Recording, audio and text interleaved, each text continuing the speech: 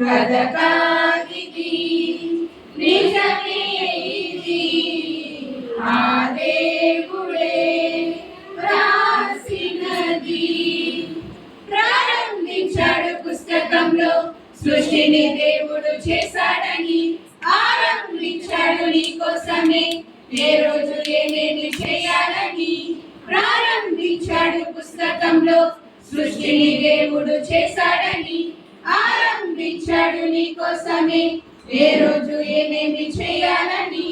ఎన్ని ఉన్నామో అన్నిసార్లు పలికాడు ఆ దేవుడే 6 రోజులు రాత్రి పగలు చేశాడు నీ కోసమే ఏ జాతి కా జాతి చేశాడు. జీవరాశులన్నీ పుట్టించాడు ఏ జాతి కా జాతి చేశాడు. వృక్షాలన్నింటినీ కలిగించాడు మట్టి బొమ్మను చేశాడు మహాశక్తి తనకిచ్చాడు. కలగాలివి నిజమే ఇది ఆ దేవుడే రాసినది. రాసిచ్చాడు మోషే ద్వారా చట్టాన్ని తెలిపే శాసనాన్ని, శాసించాడు ఇశ్రాయేలుకి ఏమేమి మీరు చేయొద్దని.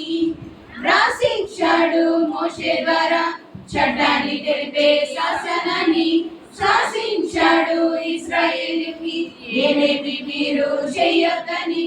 అన్ని రోజులు రాత్రి పగలు తోడున్నాడు తన ప్రజలకు అన్ని ఆజ్ఞలు ధిక్కరించి చూడని దైవంగా కొలిచారు.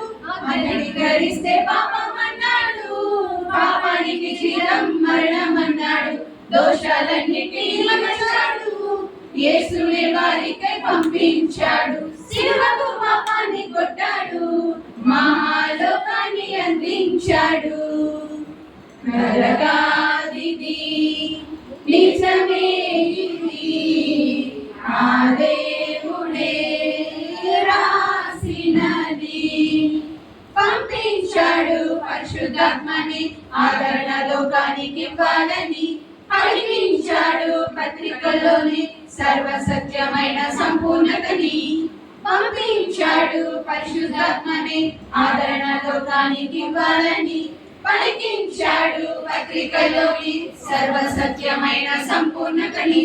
పాతగొత్తని కొత్త చట్టాన్ని ఇచ్చాడు మన కోసమే ఒక ప్రేమ అనే మాటతో పూర్తి చేశాడు.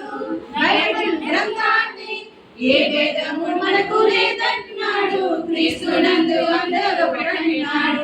వాక్యాన్ని తీర్పరిగా చేశాడు, పరలోకమందు చోటిచ్చాడు, మధ్యాకాశానికి వస్తాడు, రాజాని తండ్రికి అప్పగిస్తాడు. కలగాదిది నిజమే ఇది ఆ దేవుడే రాసినది.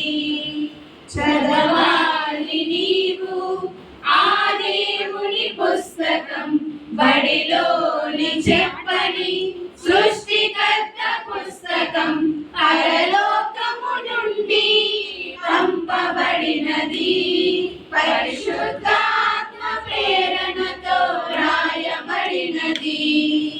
కథ